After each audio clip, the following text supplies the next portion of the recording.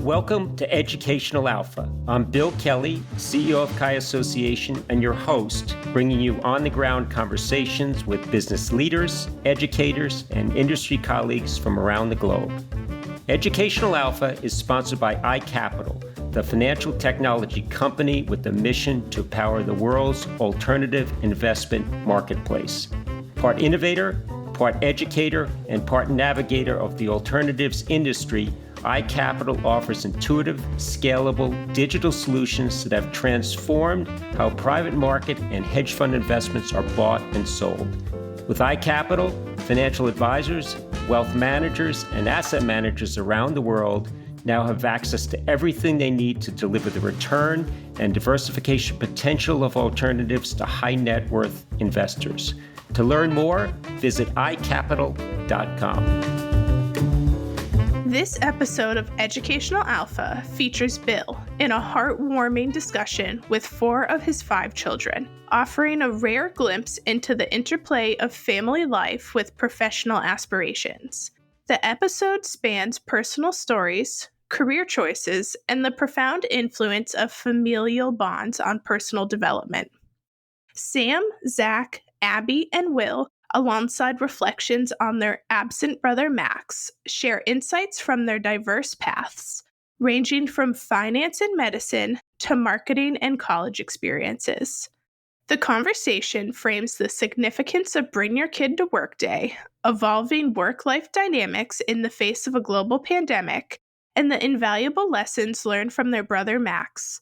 This episode not only celebrates the Kelly's family's unique journey, but also underscores the enduring impact of family values on shaping futures.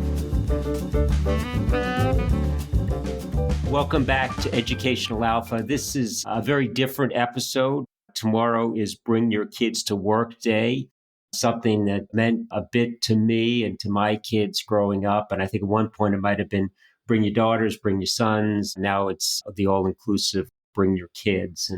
And I've tried to live by this in the course of my career. I've got 4 of my 5 kids joining me. You're going to hear from them in a moment. My son, Max, who I've mentioned in some of these podcasts in the past, he's got pretty significant disabilities. He just turned 30 just last week, living in a group home, but probably not the best forum for him. So my other 4 kids can certainly speak on his behalf. And he did spend some time coming to the office with me and with some of you over the years too. So I think this is going to be an interesting and fun episode, and maybe alternatives around kids and growing up and lifestyles, and maybe less about alternative investments. Although, as I said, the most important investment I've made is my family, and I hope that continues to return dividends deep into the decades I hope I still have on this planet Earth. So maybe with that, since there's a lot of you here, maybe we can take this a little bit in order to avoid talking over one another. And maybe at least for the start, I'll go in age order. So Sam, maybe I'll start with you and just have you introduce yourself to the audience. Great. Thanks, Dad. Really excited to be here. I've listened to a few of these episodes now, so I'm geeking, as they say, a little bit about the chance to be on in front of all the audience. So thanks, everyone, for the time. My name is Sam Kelly. I'm 33 years old, the oldest of the 5 Kelly kids. I have been out of college now for 10 years and have spent all 10 of those years at Fidelity Investments, where at first I was in a number of marketing roles within asset management. And now, more recently, the second half of those 10 years, I've spent a lot of time in our institutional consultant relations group. I am the oldest of the kids. I probably can't say I'm the smartest or wisest when we have a seasoned doctor, a Salesforce world traveler, and Will as well, who's a rock star, who's a rock star in himself and paving the way at Emory. But yeah, again, really happy to be here. And thanks again, Dad. Yeah, thanks, Sam. And somebody's got to be the runt of the litter, I guess, but we'll hear from Will in a second. But Zach, next up, and it's funny, the 2 of you, 1 and 2, Zach, and you and Sam are born just over a year apart, I think 15 months. And I don't know what it meant when the family unit was just 4, but Sam seemed to have gathered maybe the financial services gene from me, and you certainly got the science medical gene from Mom, but maybe I'll have you introduce yourself. Great. Thanks, Dad. I'm really excited to be here as well. So my name is Zach. I'm the second oldest sibling. I'm 32 years old. Overlapped with Sam a little bit in college at Emory. Graduated in 2014 and then went straight into medical school at Emory University still. Finished medical school in 2018 and then went to residency to become an ear, nose, and throat doctor. Did my training in the Bronx, New York at Montefiore Medical Center. And I'm currently finishing up, or have a few months left of a fellowship in pediatric ear, nose, and throat. So finally getting to the point where I'm going to have a real job next year, which is really exciting. I'm going to Charleston, South Carolina to start a new position at Medical University of South Carolina with my fiance, soon to be wife, Cleo. We've been on and off long distance for a while, both in the medical field. So definitely excited to be moving on with those next steps and excited to be here today.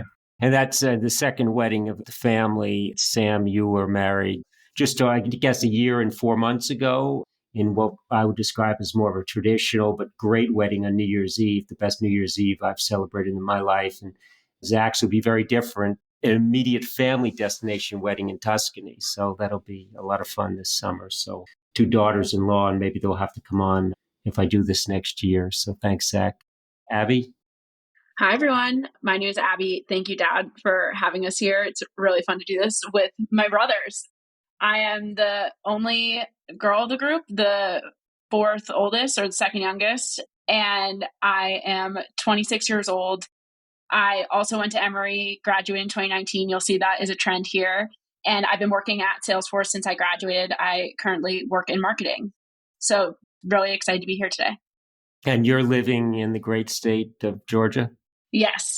I'm still in Atlanta. So moved there for college and then never left. Great. Last but not least, Will, also attending Emory University. Official sponsor? Yeah. Hi, my name's Will. I am 19 years old. I am the youngest out of the 5 of us. I still secured the junior title in my name. But yeah, I am currently at Emory University. I'm salty about that. I'm currently at Emory. I'm actually recording this podcast straight from my freshroom dorm, so I'm excited to be here. So, Will, maybe I'll just stick with you and I'll go in reverse order. And we don't have to religiously stick to this theme, but it's tied to bring your kids to work. And sometimes the youngest feel they get gypped out of things, but then the oldest would say the youngest get away with murder, and maybe both are true. I don't know. But I do remember distinctly bringing you to the office, maybe for the one and only time. And I remember we were in the reception desk and you were quite young and very long and curly hair and a really cute kid. And I don't know if, I think Abby, Sam, or Zach, somebody's with us.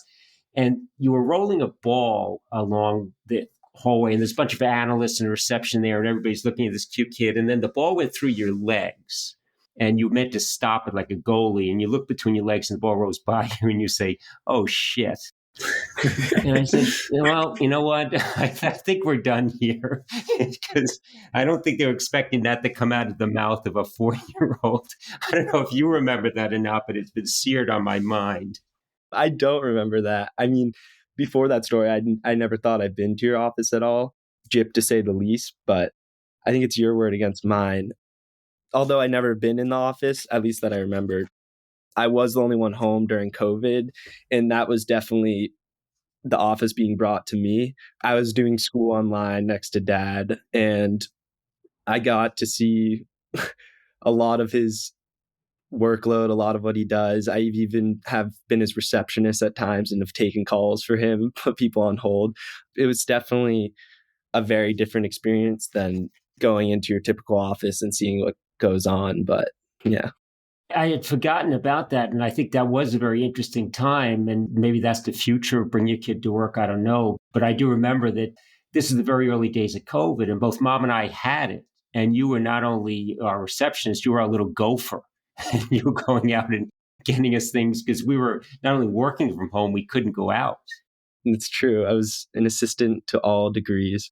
So Abby, maybe sticking with this order, going back upstream. So I had spent, as you all know, I think about 5 years where I was in New York full time, and I'd get on the shuttle in the morning on Monday and not come back to Thursday night or Friday. And I did that consistent for 4 or 5 years. And I think all of you have had some experiences. And when I did that, and Will, this is maybe why you got gypped, I think I started this before you even were around.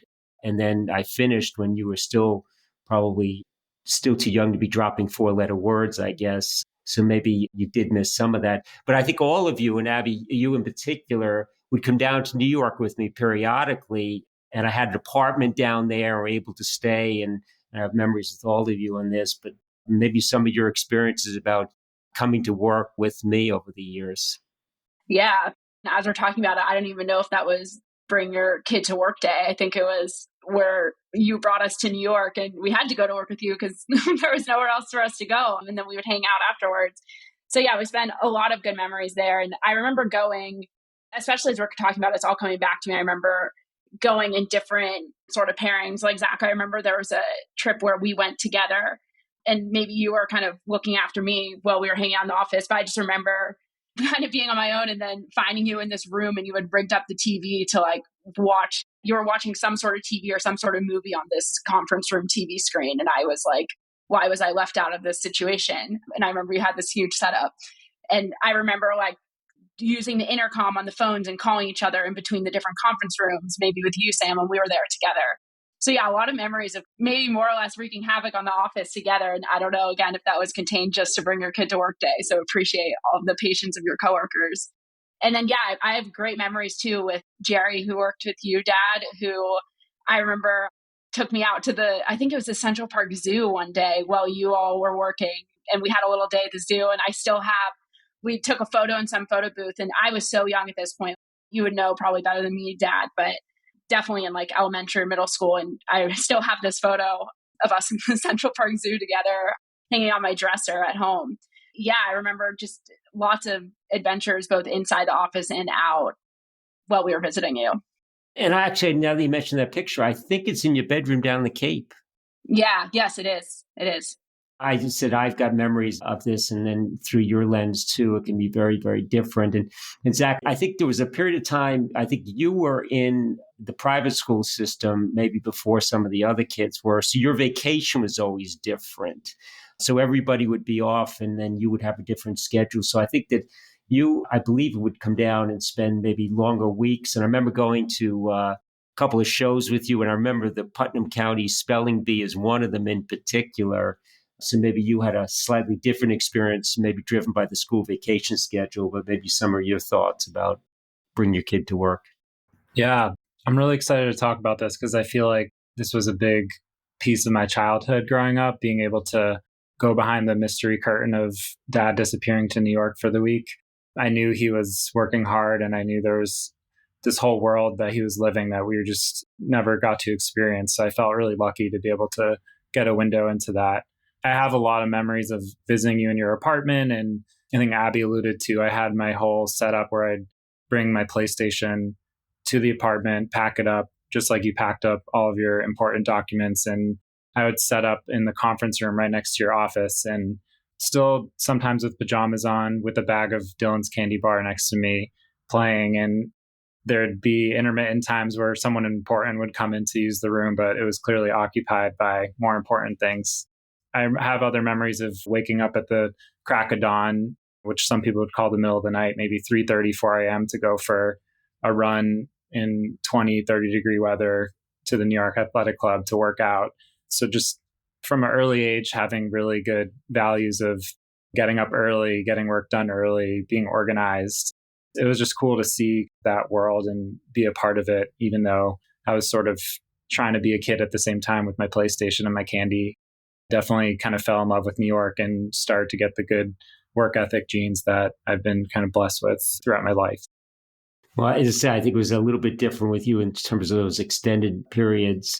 And I'm not sure if any kind of jealousy rubbed off with your siblings, but just sort of a time and place, and it just kind of worked out. So I do remember some of those shows.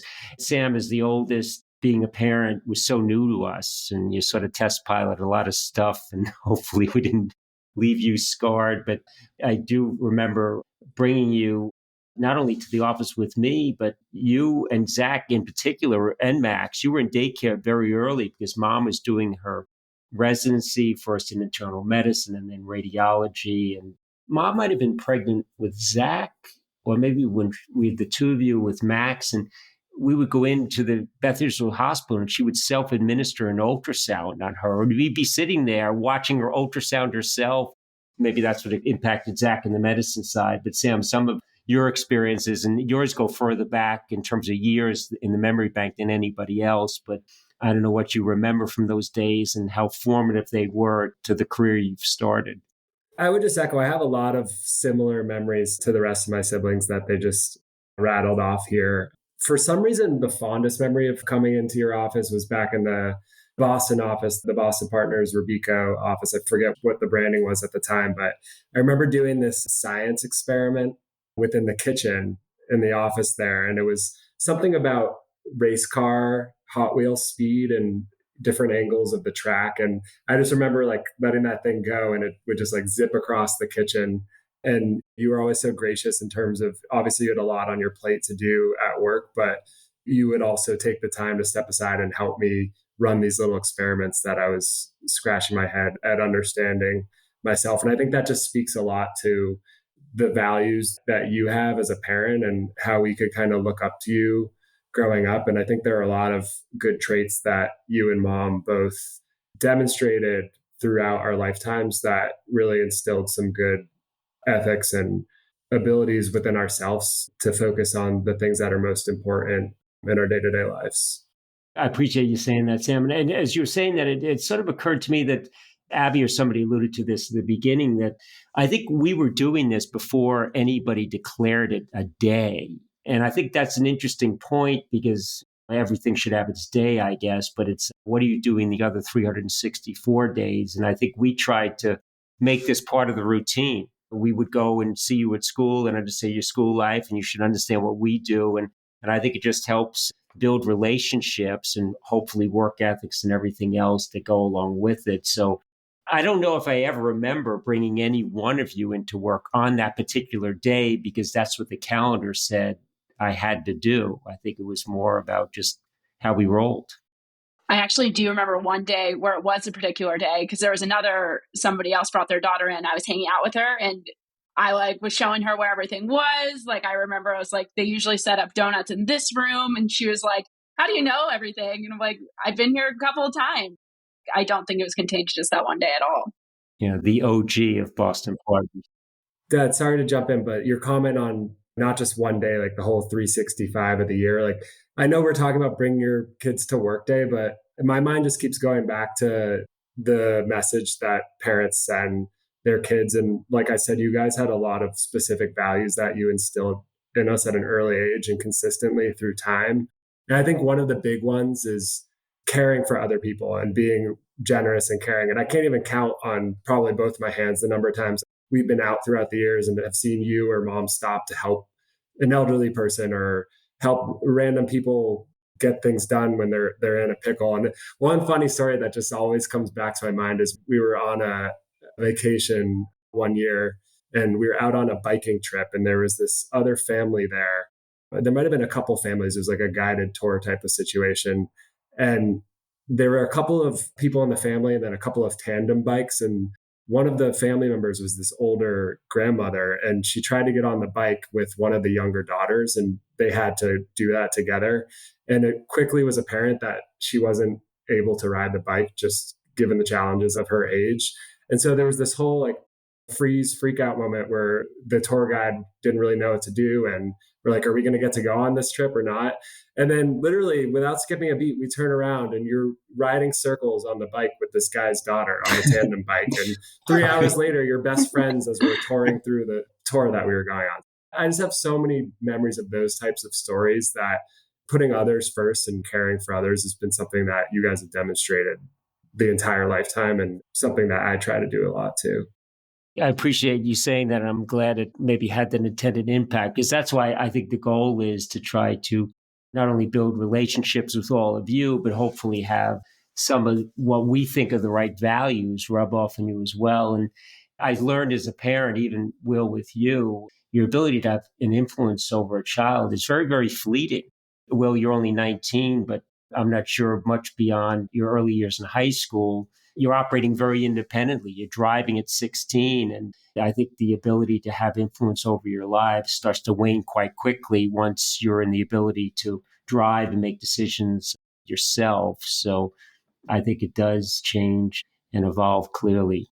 I'm curious to get your thoughts about what bring your kids to work might mean when you guys have kids and what your expectations will be. And how is that going to work in a world that's somewhat virtual? And I don't know if the world should be virtual or not. None of you are in a position to make policy statements for your employer, clearly. So more in the abstract in terms of what your views are there. And Zach, maybe I'll start with you because yours is kind of the most interesting story because COVID hits and everybody goes home and you're going to work more than ever. And I remember you telling me that they had insult to injury, personal protection gear was not there. And I think you said they gave you Yankee ponchos to wear. Coming from Boston and working in a Bronx hospital wearing a Yankee poncho, which is insulting in a couple of ways. One, is it providing the right care? But then why not a Red Sox one too? So you probably never really experienced anything different during COVID. Yeah, I think everyone had a personal awakening in one way or another during COVID.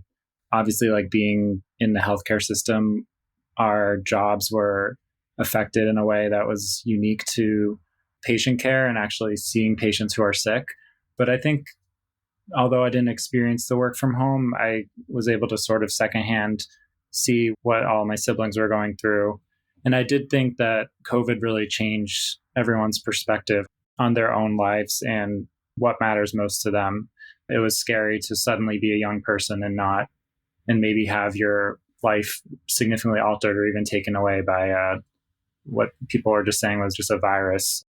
And I think having that wake up call and that, hey, life is short and things can change really quickly really made people appreciate being home and being with their families. And I remember even sitting when COVID first started, trying to come home and keep the mask on and just be around people and be around my family because I knew things were so unpredictable. And I think my focus sort of shifted towards being able to kind of enjoy life as much as I can and still work really hard.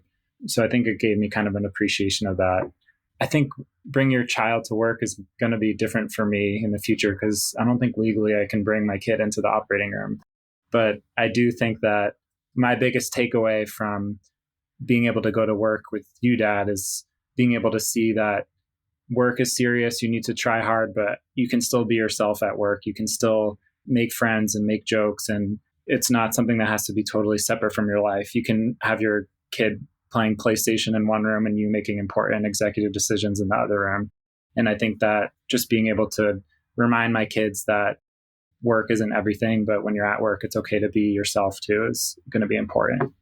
Yeah, no, I agree. And it is about, there's a whole bunch of shared memories that come out of that too. And if I look at New York as an example, as a family, it's been hard, maybe as you guys have gotten older and then marriages come into play. And then all of you are living out of state. Sam, you're in Rhode Island, Abby and Will are in Atlanta, and Zach, you're soon to be in Charleston. But going to New York too. And a lot of the memories around New York about places we go to or restaurants we go to, they started probably at some of these bring your child to work in New York. And Red Eye Grill is an example. And I think most of you have met my colleague, John Bowman, and now he loves that place. He's addicted to it. And I think we were going to that place probably back, I don't know when, and then it closed for a fire. And we were unusually devastated by that, not because it's such a great restaurant, but it was part of how we roll. And I think, Will, you probably came into this as some of these traditions were already established and you became part of them as we moved ahead. I don't know if you have memories of going to a place like Red Eye when you were very, very young. I mean, I think like what you said, the traditions were definitely put into place way before I was born. I'm trying to think of one that was created when I was around, but that didn't affect how much I cared about them and how seriously I ended up taking them, unrelated to work. But Christmas time, I was dragging everybody out of bed at like 4 a.m, 5 a.m to watch The Grinch before Mom and Dad woke up. And Sam at the time was well into his 20s probably, and he was always still down for it. So I think tradition's just always been a huge part of our family, and it reflects everywhere, like in everything we do. Yeah, I agree. And it's a silly data point, but we've got the family text that goes around, and now Amari, Sam's wife, and Cleo, and then Dylan, Abby's significant other, are on there too. So there's a lot of voices on there. But one of the memories, and maybe this is one of the videos you guys played in the office, Happy Gilmore. It was a silly Adam Sandler movie that for some reason, I don't know why, that was a cult movie that you guys watched growing up. And I think Walter, mom's dad, he just found so many parts of that movie funny, and maybe that's why he stuck with this. But they're now coming out with a sequel. And whether that's a good, bad, or a different movie, we'll probably be talking about that for years to come as well. It's interesting to see the memories. I do want to touch a little bit upon who's not here, which is Max. And certainly as a parent, I treated him the same as all of you, but his needs and his wants were very, very different. And I think it caused us to adjust as a family, certain things we could do and couldn't do as a unit. We just tried to persevere as best we could. But yeah, I think despite Max's disabilities, that's all we know. We know Max is who he is. And would we like him to be healthy? And yes, but then he wouldn't be our Max anymore. And I think because of that, I've seen the impact it's had on all of you in terms of how it's shaped your lives, and maybe having to adjust and recognize that there's always going to be somebody that has it more difficult than you. Although I will say that Max is one of the happiest people I know. He doesn't have to worry about anything. He doesn't have a care in the world. But maybe getting some of your thoughts on who couldn't come to work. Although I think we did bring Max occasionally. And certainly when I was working in Boston, we did. And maybe I'll try to bring him out to Amherst one of these days too. But Sam, you were, I guess all three, you were born in 90, Zach in 92, and Max in 94. So we had three of you under the age of 5. And while we knew Max had disabilities, we weren't quite sure exactly how limiting they were. But maybe some of your thoughts, maybe starting you, Sam, on Max and maybe the impact he's had on your life.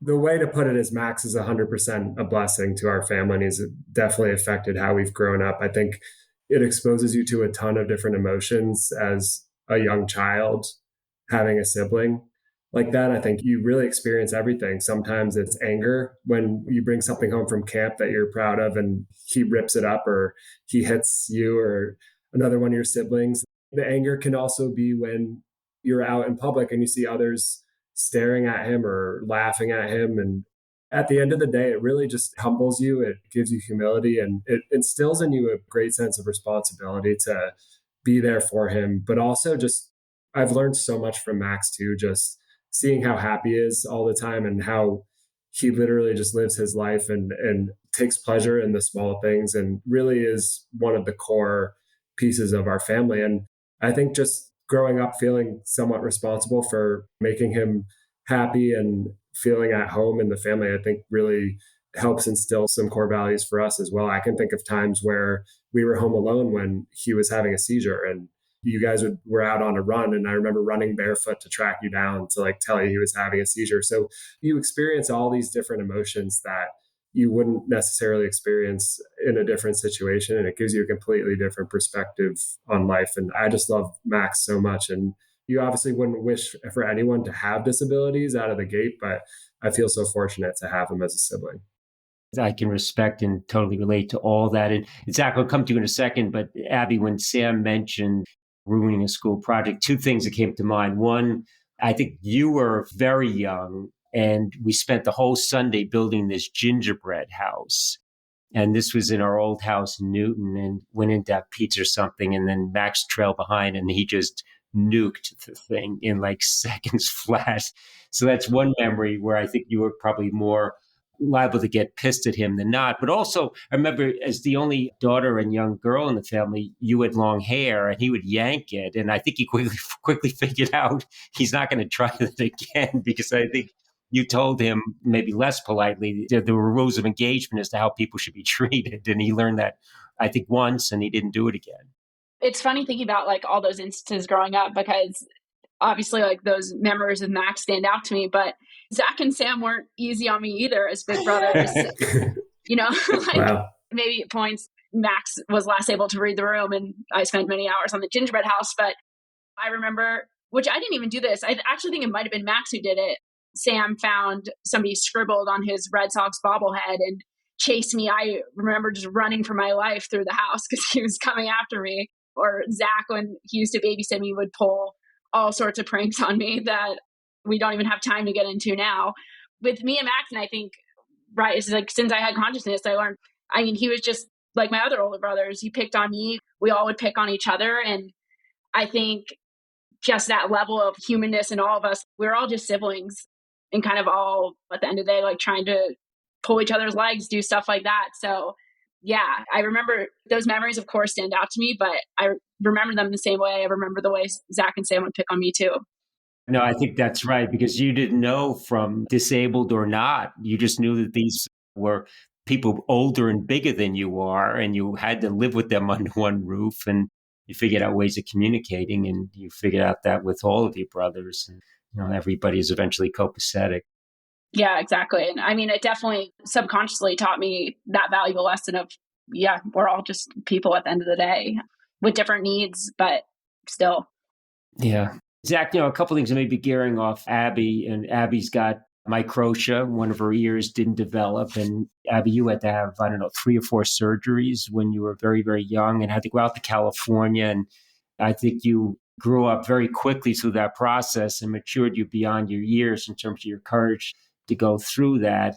So I think, Zach, was a combination of seeing what Abby went through and Max. And I think I've either heard you tell this story directly or maybe through some of the essays you wrote, that your experience in seeing what Abby went through and then Max's disabilities, and maybe mom to a large degree as well. But these seem to be big catalysts to the career that you chose. I don't ever remember you waking up even in high school, early on in high school, saying, I want to go into medicine. I think it was just a lot of things kind of came together. It's not like you decided that when you're very, very young, but it seemed like the impact of both Abby with the microsurgery she had to undergo and Max that contributed to your career choice. I just echo what Sam and Abby have said about Max. He's just been a huge influence on, I think, all of our relationships, who we choose to be friends with, who we see as a good person, our moral compass.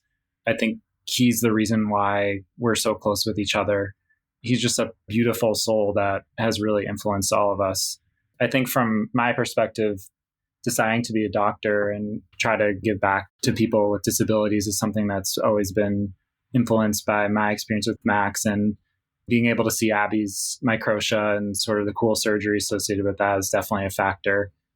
Pediatric ENT is really interesting because you kind of have a wide breadth of things you can do, but there's definitely a lot of overlap with taking care of kids with disabilities. And I see every time I meet patients with disabilities, I feel that I have a different perspective. I feel that I talk to them like they're normal people, that they're just here for just their checkup or whatever they need. I feel that I can understand the parents and the siblings and their perspective more. And I just feel very privileged and lucky to have had those experiences with Max, to connect with these patients and their families on a different level. And just to give one example of one thing I'm thinking about in my career is sialorrhea, which is the fancy medical term for drooling, is something that a lot of ENTs have to deal with. And it's sort of this problem that a lot of people kind of push away because it's not very lucrative and messy, for lack of a better term. But it's something that I've kind of seen growing up, that a kid wearing a t-shirt that's soaking wet from drool is probably uncomfortable and doesn't look good, and it's going to cause more people to stare. So if you can offer these families something, whether it's Botox or something surgically to kind of help them get through their day a little more comfortable, then I can kind of tell that that's something that I can do for patients and for kids with disabilities that I think Max would be proud of and happy about if he could understand what I'm doing. Although I don't think he will. It's just something that I can do to kind of do a service to him. So I think from my perspective, that's how I kind of bring Max into my everyday life. He's been a huge part of all of our lives, and I think we kind of owe him to the cohesiveness of our family. I agree. He's definitely been an important part of the glue. I think that has not only kept us together, but I think humbled all of us, mom and I included. I think it's just given us a window into the rest of the world that maybe some other people don't get a chance to see. And it can be very enriching and enlightening. And I think if you take it that way, I don't view Max as disabling factors the success of our family. Quite the opposite, even though he has a pretty significant disability. Again, coming into this late, you and Sam, top to bottom, 14-year spread. And while Abby's number 4, Abby sits right in the middle. She's 7 years older than you, 7 years younger than Sam. And Max is 10 years older. So by the time you were able to walk and talk and figure things out, Max is almost a teenager. But one of my early memories, and you were more than 2, but all of you volunteered. This is part of maybe bring your kid to work as well, because I was very active in the Charles River Center, where Max got a lot of his supports early on. And I was on the board there for many years and chaired the board for a bunch of years. And they had Special Olympics. And I think all of you volunteered there. And Will, I remember, I think this was you, and maybe it was Zach, maybe it was both of you, that you were paired up with this blind fellow who was probably in his 70s.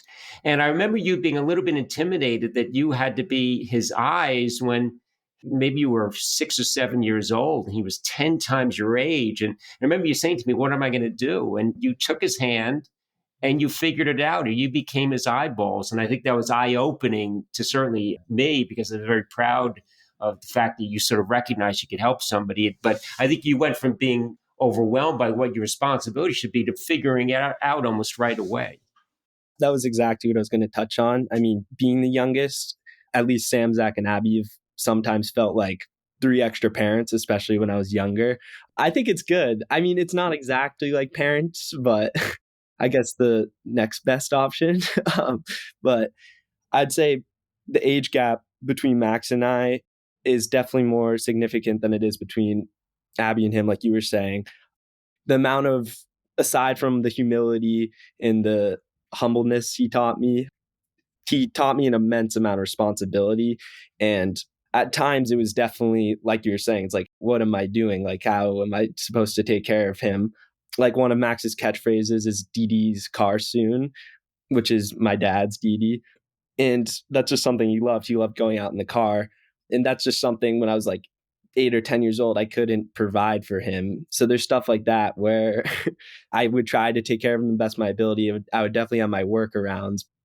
I have pictures of you, maybe even like on the Cape, that he loves to just walk around and he likes to be involved with all of you and people can advocate for him. And when you were 5 or 6 years old, I think because of the youngest of 5, you were pretty worldly for your short years. And I have pictures of you. I remember at the Mashpee Commons that you're walking around and Max is a big kid and he's holding your hand. And it's clear that you're the adult in that couple, even though he's substantially older and bigger than you are. But I think you both knew what your role was. And it's almost as if you were leading the 70-year-old blind guy, because it was just sort of, this is how you knew it. I think it was Abby was saying earlier, I don't think you knew Max other than this guy's my brother, full stop. Well, here's my disabled person I have to help. It's just how you guys rolled. I mean, yeah, I think it's like an unbelievably special dynamic. Although I helped him, he helped me in a vast amount of other ways that you can't even use words to describe. But I learned just as much from him as I helped out for him. Yeah, and I think that's what life is all about. And I've learned a lot from all of you. And hopefully I've imparted some thoughts of wisdom, some of which you've shared today. So we're probably coming up on the witching hour, and maybe we can just go around the horn one last time in terms of closing thoughts on anything. It could be on what the future of Bring Your Kid to Work might be, what you envision your responsibility. And we don't have any grandkids yet, but maybe someday soon that will change. But in terms of your expectations as parents and thinking about bringing your kids to work, as I've said, and I think I said at the top of this discussion, that of the many assets in one's life, it's the intangible one that doesn't show up in your balance sheet, which is your family. And you want to have relationships with your kids and their spouses and eventually your grandkids until the day you die. And that's why you work so hard. But if you work so hard and don't include your family, you're going to wake up one day in your 60s and realize that your lives have moved parallel and apart at the same time, and that's not a good outcome. And I think as a family, we've been able to, without making a conscious decision, we've been able to signal to all of us it's important that we are together. And I think that that's great. So Sam, maybe I'll start with you and work our way around in terms of any sort of closing thoughts. Yeah, definitely. A couple closing thoughts, but I guess first, I also wouldn't, I know we're talking about the glue to the family. I think Max is a huge part of it. I also think that Will is a massive part of that too, just the perspective that he always brought to our family. When he was 14 years later, we might have been stressed out by tests that we had coming up or any number of things. And he was always just so super positive, wanting to tag along, do anything. Like there are some days where, everyone has those days where you don't want to get out of bed. His little curly blonde figure would come running into the room, jump on your bed and be like, it's a summer day. Like he loved to like always say that. And then I can't sell short how important my relationship Will was with me when I started getting into the working world, especially as Zach and Abby were off in Atlanta at school and everything. And a lot of people on the weekends hang out with their friends or their significant others. There was a good portion of years where me and Will would be consistent attendees at the Dave and Buster's at the Providence Place Mall on weekend nights. And I remember you guys breaking the bank there. and watch midnight movies after that. So I think he was a big piece of the glue too, along with Max. In terms of closing thoughts, I would just say I feel really blessed to have parents that, again, instill tremendous values that have been consistent over our years growing up. And I just hope to be able to do the same with Mari for our family someday. I think, again, just demonstrating humility and humbleness and hard work ethic, but also a tremendous care for others is something that I try to live out in my day-to-day life. And I hope that I can have some effective methods growing up too, that I can pass that along to my kids when the time comes to have a family. Thanks, Sam. Zach? I'd echo what Sam said about Will kind of keeping us sane when he came in at the last minute. When I remember changing diapers when I was in 7th grade, which was an experience.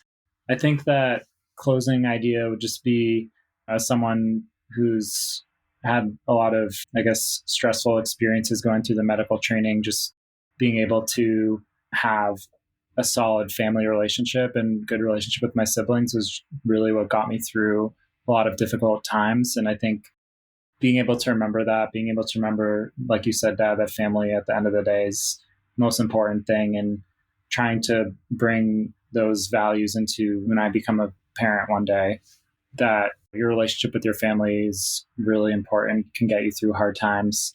If I can somehow balance your ability to instill in us hard work, but also the perfect balance of shenanigans on top, I think that's a really great way to kind of have fun with your siblings, but also make sure you're working hard and looking out for each other. So I think just being able to continue those values in the future is really important to me. All right. Thanks, Zach. Abs? Hugely echo everything Sam and Zach are saying. Family is so important to me. And Dad, I think it's largely because you and Mom instilled that into us so early. And even, Zach, you said something interesting earlier about COVID for people that go to the office, that type of work. The pandemic there was bring your child to work day, but then it was almost bring your whole life to work every day because everybody was working from home. And we got a lot more insight to each other's schedules, whether it's kids, whether it's your dog, whatever it is. It made everybody you worked with more human. And Dad, I think you were kind of way ahead of the curve there with bringing us in the office so young. Because like I said, it wasn't contained to one day. It was whenever we wanted to or whenever you and Mom needed you to. And so I think you were ahead of the curve there because not only does it show to us as your family, that family, even though I want to do these things in my career, family's still important to me. I want you all to see what I'm doing. I want you all to learn alongside me. It also shows as a leader, everybody that was working for you at the time, that they should be prioritizing family too. And I think it creates this really healthy and beautiful balance at work where you can work hard and progress in your career, but you can also have this family and there's space for both of them. And everybody should be able to find that balance. And as I advance in my career, I want to have kids. That's something I hope to bring too, of like, once I hopefully want to be some sort of people leader one day. And I'm going to make sure everybody that I work with knows who my kids are. And I want to know theirs too. So I think you instilled this really, like everybody said, this great value in us. And I hope as I progress in my career to pay that forward, both to hopefully my own kids one day, and then also to other people I work with, that work and family, there's space for both of them. And family always comes first. I think that's a good point. Yeah, and obviously family should always come first, and it is about striking a balance. But the two are not mutually exclusive. And to the extent you can kind of let one occasionally, maybe more than occasionally, bleed into the other, I think it's better outcome. And certainly it's been a lot more fun for us as a family. Will, your thoughts, and maybe just not so much on this, you've already been paid a lot of compliments, and you could always drop a 4-letter word again too, which we did at the top of this podcast. But I think also I look at the life partners that Sam with Maury and Zach with Cleo have chosen, and Abby, your significant other with Dylan too, that I don't know if any of you could have accepted a spouse or a significant other that didn't understand the family dynamic. It's not to say that we wouldn't welcome them unconditionally, but would they mess with this dynamic in a way that would not be acceptable to any of you? So I don't know if that's impacted any of your decisions. And Will, you're still too young to declare yourself. At least I hope that's the case. So if this type of unit's important to you and you're choosing a life partner that gets the joke to some degree, they're coming from their family too. So it's about making compromise clearly. But what are your not so much on that, but closing thoughts on being the caboose of this family and your experience, because of not only being the last of 5, but the fact that the age difference between you and Abby and then between Sam and Zach is so vast. I mean, well, quickly going off that, well, if you take Cleo, for example, Zach's fiance, I've known her basically since I've been fully conscious. So at this point, it's like, yeah, she's soon to be my sister-in-law, but it really, really feels like she's a sister, blood sister. And same goes for Mari and Dylan, just as close with them. I think exactly what you're saying. Our family value matters so much to us, and it should matter to any significant other that comes along. But back to the work world, I'm in a huge point in my life of uncertainty, which isn't necessarily a bad thing. I still have a lot of time ahead of me at Emory to get my shit together before there we go. But I still have a lot of time to figure out what I want to do with my life, how I want to spend my time and years. And I'm super grateful to have 6 people in my family, all already, or for the exception of Max, all in the workforce, all have their different jobs, different areas of expertise. But I'm just super grateful to have not only my brothers and sisters, but they're also my mentors to some extent. I can ask them anything. They've been through the same experiences as me at the same school even. So it's just an awesome thing to have, really. And it's funny that there was no grand plan. And I think maybe it was intuitive when you introduced yourselves, but Will, when you graduate from Emory, it'll be our 5th Emory graduation. So Sam once, Zach twice with the med school, Abby once, and now you once. And there was never a mandate, you have to go to Emory. But I think it maybe shows sort of how all of you roll. And I think that, Will, you, Sam, you're now in the same a cappella group that Zach and Sam were, and you're on the SPC, the Student Planning Council, where Abby was the president. It's funny to see, certainly for Mom and I, to see all of you share these common memories, even though the time machine is very, very different. So this clearly will be the longest of the podcasts I've done, but I've never done one with 4 guests. And regardless of what the downloads are, it'll certainly be my favorite too. It's just awesome that all of you took the time to join me in the autumn of my years working. And hopefully I've left some positive lessons to learn. But it is just like investing, or what they say about falling in love slowly, but then all at once, that I think it is more about just a day. And if you're going to celebrate Valentine's Day or Mother's Day or take your kids to work day and then not think about it the other 364, you might as well leave the kid home and not bother with him, because you're not going to accomplish anything. But having them involved, and this is a body of work that covers a lifetime. It's not just do it 1 year and take a year off, or a couple of times this year. So maybe all of you are a testament to how it works and how it works well. And I can certainly say as a parent, so very proud of all of you. And some kids, even when I float this idea, first I have to run it by Paulina, our producer, and say, is it okay? And she gave me the green light. But then somebody may say, well, that sounds kind of hokey. And well, particularly somebody, and I think that you are mature beyond your years, certainly somebody in the late teenage years would say, no way, I'm not going to do that. I have a frat party to go to, which you probably do after this. But it's great. And I appreciate you sharing your experiences, not only with me here, but with the audience, because it does mean a lot to me, and hopefully some lessons to be taken away from the audience. So a big thanks to all of you. Thank you, Dad. Thank you. Thanks, Dad. Love you all. Thanks, Dad. It was a lot of fun. Love you. Love you guys. Thank you for listening to Educational Alpha. I'm your host, Bill Kelly. Learn more about the Kaya Association and subscribe to the show at kaya.org. That's CAIA.org. See you next time.